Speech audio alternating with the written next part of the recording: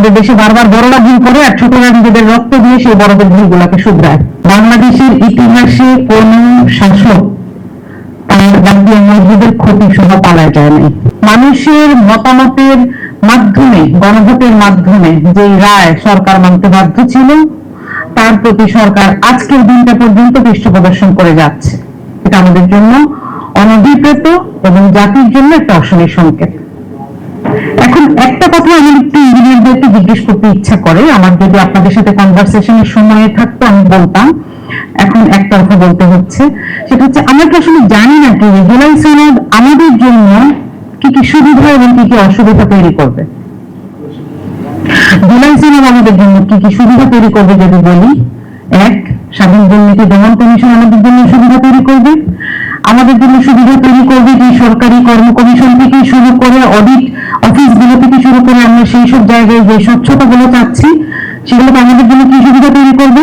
একটা রাস্তার যে বাজেট আসে, রোডসে যে ইঞ্জিনিয়ার থাকেন তিনি জানেন যে সেই বাজেটের কতটুকু তাকে কোথায় জমা দিয়ে দিয়ে তারপর আসতে হয়। একজন মন্ত্রী ভিজিটে আসেন, তাকে কোথেকে খরচ করতে হয়, উন্নয়ন ব্যয় থেকে, সেই রাস্তার খরচ থেকে এখানে নিয়ে আসতে হয়, মন্ত্রী নামায়োজন করতে হয়।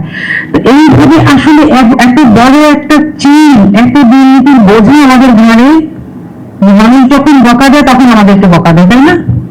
রাস্তাটা ভাঙা কেন, কারেন্ট কেন চলে যায়, কিন্তু আমরা যখন জবাব দিতে যাই তখন আমরা দেখি আমাদের কাজের জায়গাগুলোতে আমাদের হাত পা বাঁধা।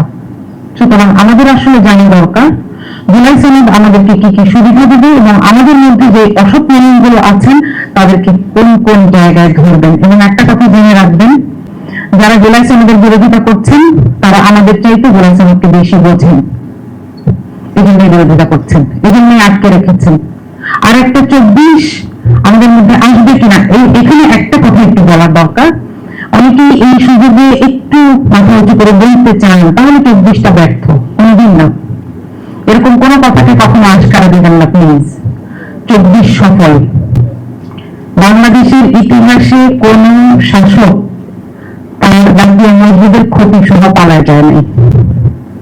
আমি 24 এটা দেখেছি। এখন ফিরেছে, তিনি ফিরুক, এটাও আমরা চাই। Real procedure, right, perfect procedure. দেশে ফেরা মাত্রই তাকে অ্যারেস্ট করা হবে, এই ব্যবস্থা করা আছে। আমরা চাই তিনি ফিরুন, তাকে আমরা কি যেতেও বলি নাই, কিন্তু তিনি প্রাণ ভয় পালিয়েছেন এবং এমন কিছু মানুষকে নিয়ে গেছেন। সমস্ত দেশ 3 দিন পুলিশ সঙ্গে ছিল না, এবং আমরা এই অবস্থা থেকে উত্তরণ করে এখানে চলে এসেছিলাম। সুতরাং এই দেশটা আমাদের অর্জন 24 ব্যর্থ হয় নাই, কিন্তু আমরা আরেকটা 24-এর দিকে যেতে চাই না। এই জন্যই যেতে চাই না যে আমাদের সোনার টুকরা সন্তানদেরকে নিয়ে তাদের জানের উপরে দাঁড়িয়ে আমরা আরেকটা স্বাধীনতার জন্য চেষ্টা করতে চাই না। আমি ডক্টর মাহমুদুর রহমানের একটা কথা দিয়ে আমারটা খুব ভালো লাগে এবং আমার এটা সবসময় নিজের জন্য একটা ইম্পর্টেন্ট রিমাইন্ডার মনে হয়, এটা দিয়ে শেষ করছি। একদিন একটা প্রেস ক্লাবে একটা প্রোগ্রামে বলেছিলেন যে আমাদের দেশে বারবার বড়রা ভুল করে আর ছোটরা নিজেদের রক্ত দিয়ে সেই বড়দের ভুলগুলোকে শুধরায়।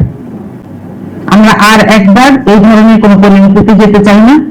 তো আমি আমার যারা প্রকৌশলী ভাই বোন সহ এখানে ন্যাশনাল সিটিজেন্স পার্টির যারা আছেন সবাইকে বলতে চাই, আমাদের নিজেদের শিক্ষিত হওয়ার পাশাপাশি দেশের মানুষকে শিক্ষিত করতে হবে এতটুকু পরিমাণে যেন সে তার দাবিটা তার জায়গা থেকে বলতে ভয় না পায়। আমি নিরাশ থাকবো না। থ্যাংক ইউ, আসসালামু আলাইকুম।